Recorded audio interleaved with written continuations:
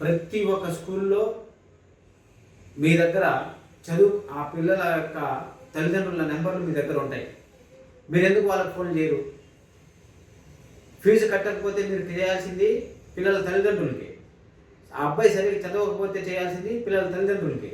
Fee కట్టలేదని చెప్పేసి మీరు ఆ పిల్లల్ని 10 మంది ఆ ఉన్న స్టూడెంట్స్ అందరి మధ్యలో నిల్చోబెడితే, ఆ అబ్బాయిని హేళనగా మాట్లాడితే, వెటకారంగా మాట్లాడితే, ఆ అబ్బాయిని బయట నిల్చోబెడితే ఆ పిల్లాడి పరిస్థితి మానసికంగా ఎంత ఒత్తిడికి గురవుతుందండి?